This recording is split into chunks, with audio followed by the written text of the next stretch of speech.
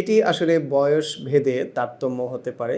প্রথমত যদি আমরা শিশুদের সমস্যার কথা চিন্তা করি, স্লিপ অ্যাপনিয়ার জন্য হতে পারে। যদি তার টনসিল অনেক বড় থাকে, অ্যাডিনয়েড অনেক বড় থাকে, তাহলে ঘুমের মধ্যে নাক ডাকা, মুখ হাঁ করে ঘুমানো, বারবার ঘুম ভেঙে যাওয়া, দম বন্ধ হয়ে যাওয়া, এই সমস্যাগুলোর কারণে ঘুমাতে কষ্ট হতে পারে বা মাঝখানে ঘুম ভেঙে যেতে পারে।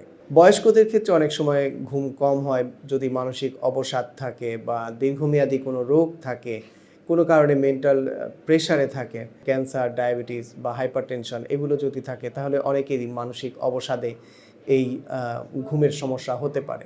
এছাড়াও অন্যান্য রোগ বা কিছু ওষুধের জন্যও ঘুমের ব্যাঘাত ঘটতে পারে। ঘুমানোর জন্য একটা ঘুমের পরিবেশ লাগবে।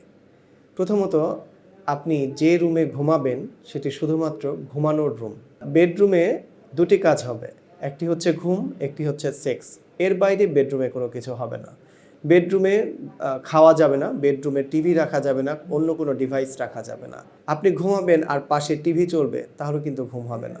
টেম্পারেচার সহনীয় থাকতে হবে। অত্যধিক গরম বা অত্যধিক ঠান্ডায় কিন্তু ঘুমের ব্যাঘাত হতে পারে। আপনি যে বেডে ঘুমাবেন সেই বেড আপনার জন্য কমফোর্টেবল হতে হবে। একেবারে বেশি নরম বা বেশি শক্ত বেডেও কিন্তু ঘুম হবে না, বা বালিশ যদি বেশি শক্ত বেশি নরম থাকে তাহলেও কিন্তু ঘুম হবে না। এই যে এনভায়রনমেন্টাল ব্যাপারগুলো, এগুলো মেনে চলতে হবে। ঘুমানোর অব্যাহতি আগে ভারী কোনো খাবার খাওয়া যাবে না এবং অনেক রাতে খাবার খাওয়া যাবে না। তাহলে কিন্তু ঘুম আসতে সমস্যা হবে। এমনকি পানিও খাওয়া যাবে না।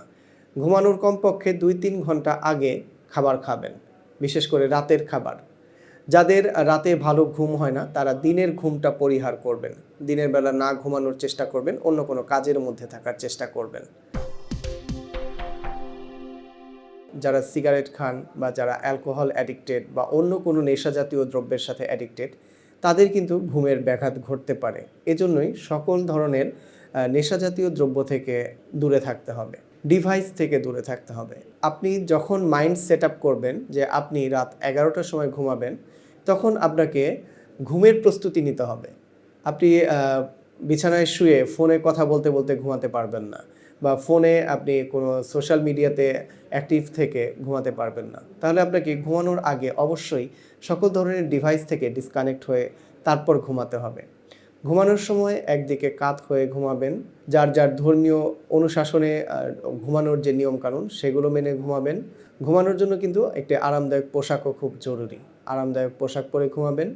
এই নিয়মকানুনগুলোর মধ্যে থেকেও যদি দেখেন যে আপনার ঘুমের সমস্যা কোনোভাবেই দূর হচ্ছে না, আপনার ভালো ঘুম হচ্ছে না, তাহলে তো অবশ্যই আপনি একজন বিশেষজ্ঞ চিকিৎসকের পরামর্শ নিবেন। আপনার কোনো ধরনের রোগ আছে কিনা যেটার জন্য আপনার ইনসমনিয়া, সেটি সার্চ করতে হবে।